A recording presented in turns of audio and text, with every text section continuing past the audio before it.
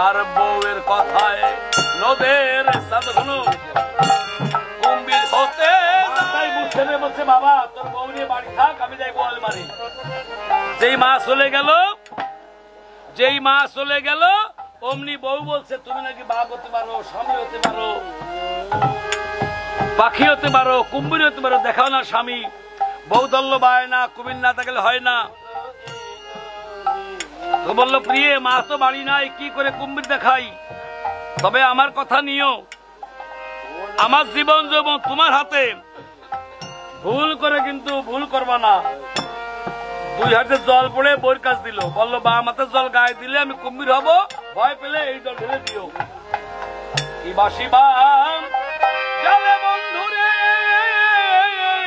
বন্ধুরে ওরে ঘর ছাড়া করিলি রে আমারে কি বাসিবা।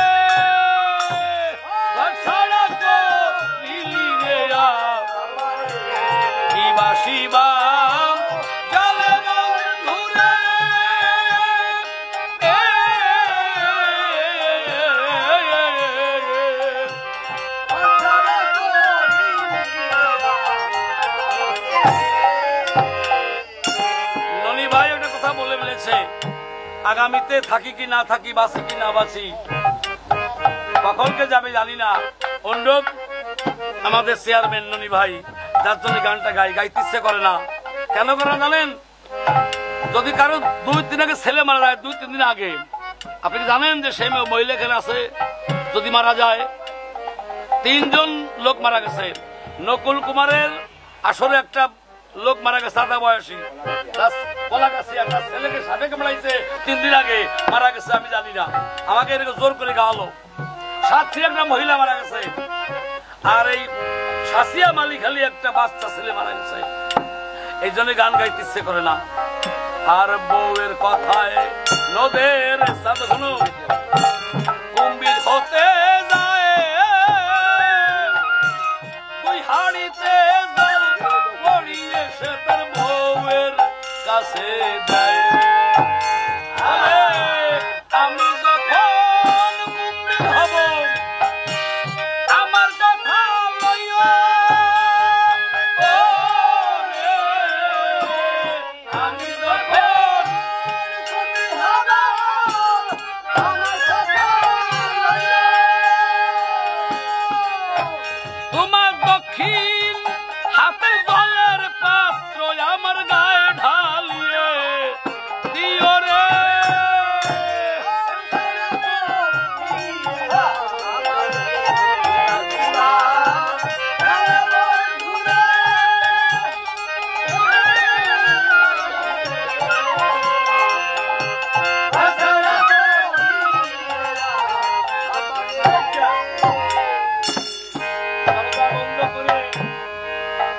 স্বামীর গায়ে যেই বামাত্রা ঢেলে দেয়, স্বামী কুম্ভীর হয়ে যায়। বাপরে বাপ, কেমন দাঁত, কেমন লেজ, কেমন পা, ভয়ে পাইয়া নদের বৌদি ঘরের বাইরে যায়,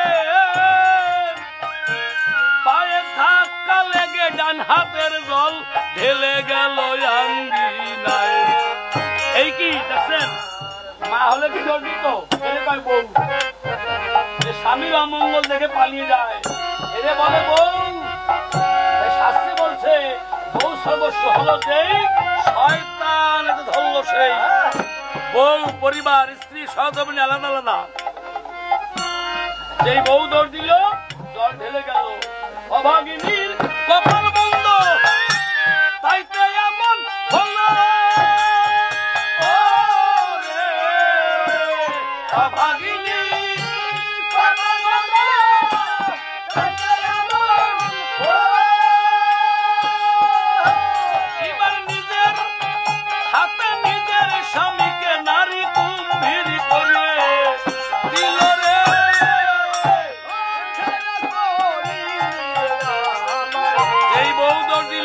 ঢেলে গেল।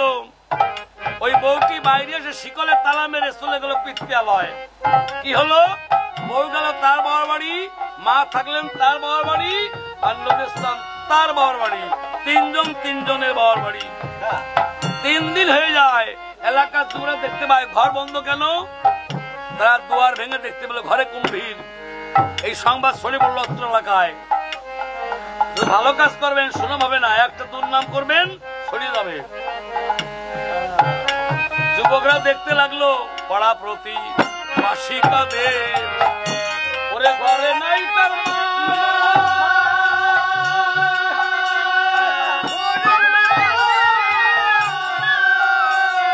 মা,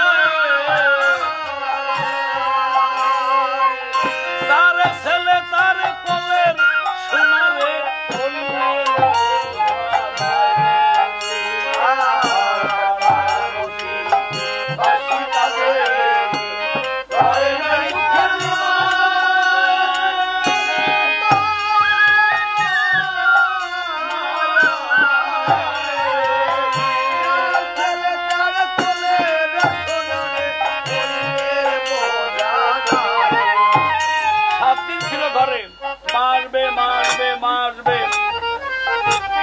ছেলে বিদেশ যায়, ঘরে থাকে মায়, কোন অমঙ্গল হলে পরে মাই জানতে পারে।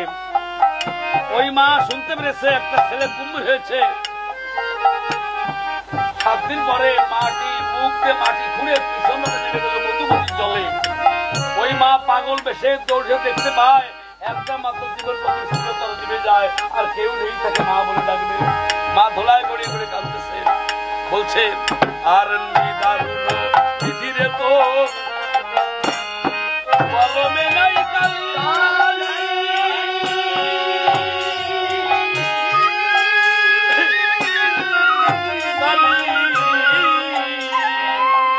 একটা পুত্র দিয়েছিলি রে কেন বাজে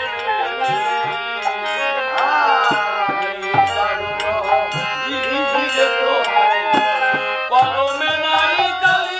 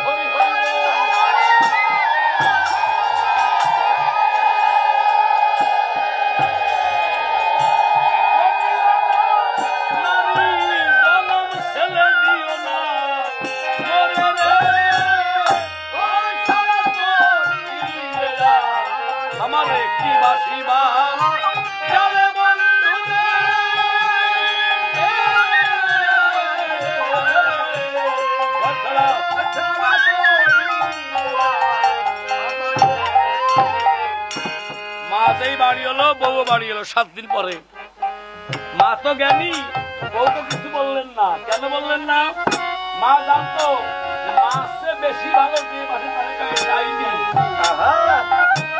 এই পৃথিবীতে মাসে কেউ বেশি ভালোবাসে না। যুবকরা সব শুনবেন, কোন স্বামী যদি অ্যাবনর্মাল হয় ওই মেয়েটা অন্য স্বামী গ্রহণ করে। ছেলে বুবা হলেও মা ভালোবাসে, অন্ধ হলেও মা ভালোবাসে। কোন ছেলে অসুখ হলে পরে সবাই ঘুমায় পড়ে, মা ঘুমায় না। বাবা, কাকা, কাকিমা, নানা, নানি, ঠাকুরমা সবাই ঘুমায়। দুঃখিনী মা একটা আলো দিলে প্রার্থনা করে বলে, কৃষ্ণ আমার কথা নিও, আমার জীবনে বিনিময় আমার ছেলের জীবনকে ভিক্ষা দিয়ে দিও। ওই মা বলছে, বৌমা কেন এমন হলো? তুলসী ফুল, গঙ্গা জল, জ্ঞাতি সয়াতি ব্রাহ্মণ সাক্ষী রেখে তোমার কোলে আমার ছেলেকে দিয়েছিলাম। বউ নীরব, কথা বলে না। মা বলছে আমার ছেলে কয়দিন খায় না? বউ বলছে 7 দিন খায় না। মা বলছে আমার ছেলে 7 দিন খায় না। লক্ষ্মী তুমি কয়দিন খাও না? মা হলে খেতে পারত।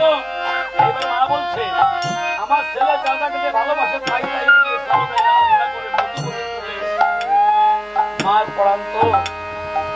কোন ছেলে যদি আসামে ছেলে যায়, কেউ না না গেলেও মা যায়, পুলিশ ধাক্কাতে ফেলে যায়, তবু তাকায় থাকে একবার তার মুখ দেখবার জন্য। এই তো মা, ওই মা রান্না বান্না করে নিয়ে মধুমতি তুলিকে বলছে, আয় রে বাবা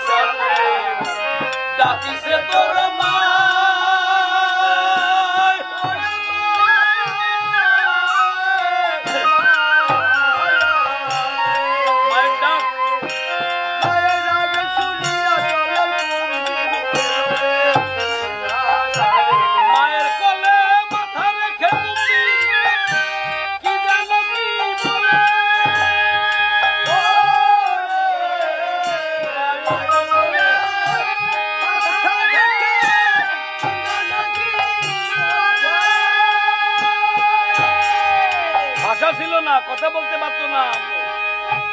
একবার মায়ের দিকে সাই, বউয়ের দিকে সাই, ভাসে চোখের জলে রে।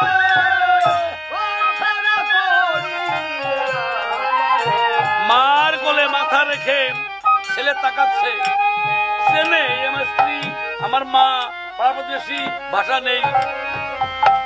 মায়ের কোলে মাথা রেখে কুম্ভীর মায়ের হাতে খায়,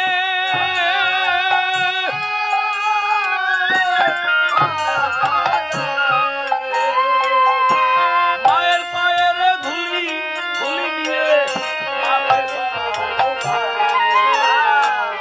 মায়ের কোলে মাথা রেখে মায়ের হাতে খায়।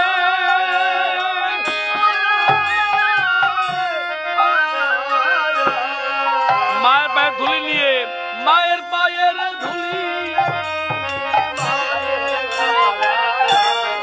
মা বলছে, আর মা বলিয়া ডাক রে নদী, উঠে আমার কোলে, মা বলিয়া ডাক রে নদী, উঠে আমার কোলে। আমার এমন কেহ নাই রে ঘরে, বাবা ডাকবে মামা বলে রে।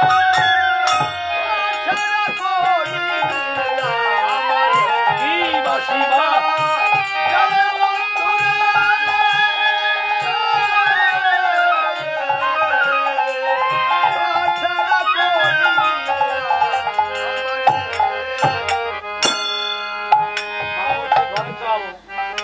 ছেলে মাথা নাড়ে, চল বাবা ঘরে ফিরে চল রে নদে, ভিক্ষা করিয়ে দেব দেব,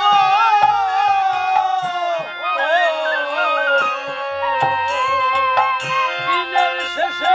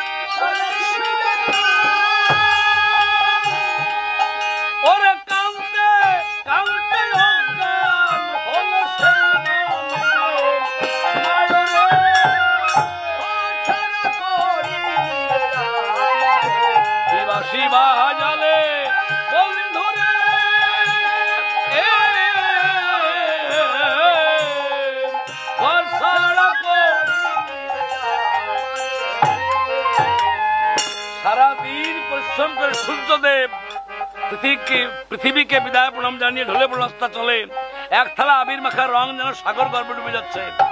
ইতিমধ্যে বলছে বলে বাড়ি যাও। মা ধীরে ধীরে জলের মধ্যে ঝাঁপি পড়ে, আর কুম্ভীর তো জলের মধ্যে। অন্যান্য মেলে ধরে নিয়ে ঘরে গেল। মা ঘরে গিয়ে খায়নি, ঘুমায়নি, না খেয়ে না ঘুমিয়ে ভোরবেলা বলছে বাবা বৌমা আবার চলো যাই। মার মন আবার রান্না বান্না করে দিয়ে মধুমতি কুলিকে বলছে আয় রে বাবা ডাকিছে তোর মায়ের ডাক শুনিয়া আসলো। হঠাৎ যেন সাহেবের জাহাজ অমনি ভেসে এলো।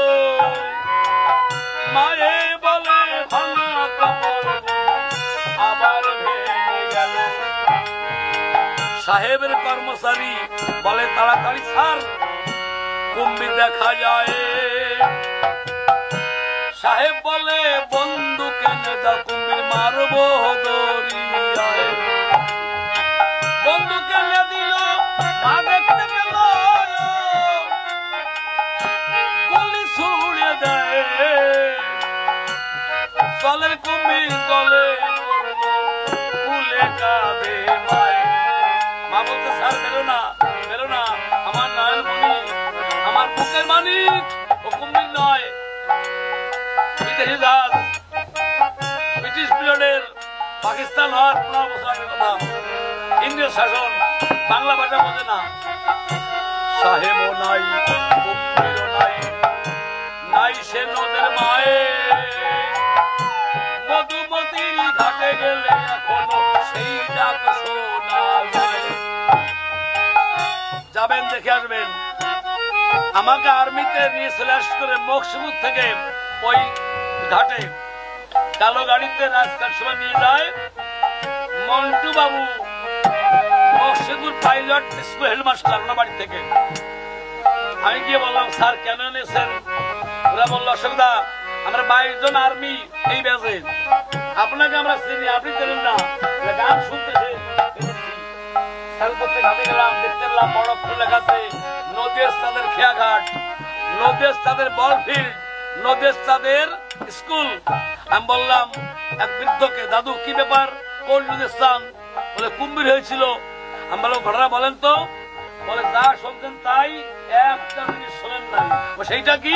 বলে গভীর রাত্রে কোনো কেউ ঘাটে হলে একটা করুণ সুর ভেসে আসে, যেন তার মা এখনো কেঁদে বেড়াচ্ছে নদীর কূলে। সাহেবও নাই, কুম্ভীরও নাই, নাই সে নদের মায়ে। মধুমতির ঘাটে গেলে এখনো সেই ডাক শোনা যায়। সাহেব সেদিন বুঝতে পেরে জাহাজ ভিড়ায় খুলে বলে আমি তোমার ছেলে হব মা, ডাকবো মা। অশোক বলে নারী জাতি যদি কি এমন হয়, মন্ত্র বলে ঘরের স্বামীতে যদি কেউ চলে যায়, সংসারে সুখের হয় গো রমণীদের গুণে, কিন্তু গুণবান স্বামী যদি কেউ থাকে তারও স্বামী। স্বামী স্ত্রী মিলে চোখে জলে ভগবানকে পায়, রাধা গোবিন্দ প্রেমানন্দে।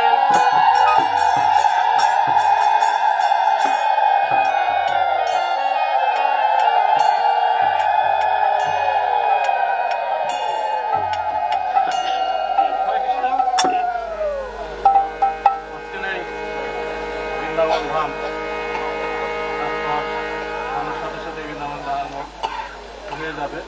তাই অশোকদার শেষ আসর আমাদের কমিটির পক্ষ থেকে, এই বৃন্দাবনের পক্ষ থেকে আমাদের সবচেয়ে আমাদের পবিত্র ধর্মগ্রন্থ শ্রীমদ্ ভগবত গীতা তার হাতে অর্পণ করে সেই রাধা গোবিন্দের কাছে, মা দুর্গার কাছে, ভক্তবৃন্দের কাছে, আমাদের কাছে আমরা আশীর্বাদ চাই নিচ্ছি যে আমরা যেন প্রতি বছর এইভাবে আমরা বৃন্দাবন মেলাতে পারি। আমরা সেই আশীর্বাদ করতে পারি।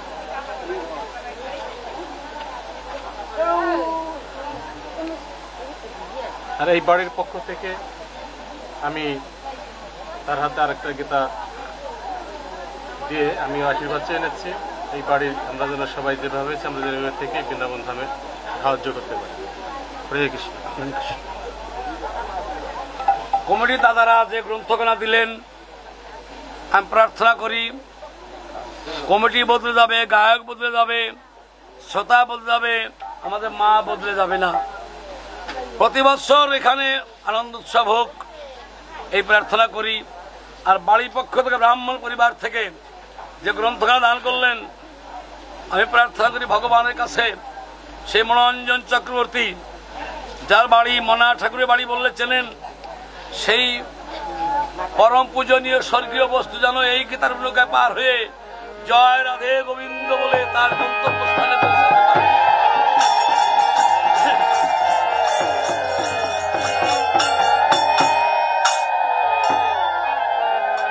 ভোরবেলায় চলে যাব, অনেক দূরে বায়না, অনেক দূরে বায়না, ভোরবেলায় চলে যাব। সবার সঙ্গে সাক্ষাৎ আর কবে হবে?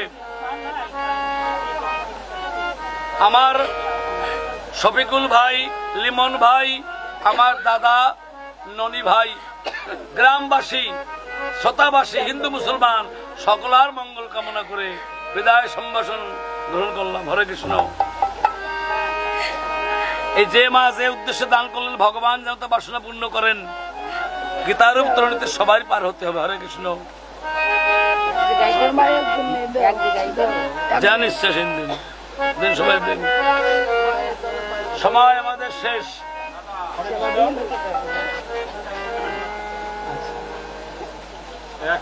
চলো।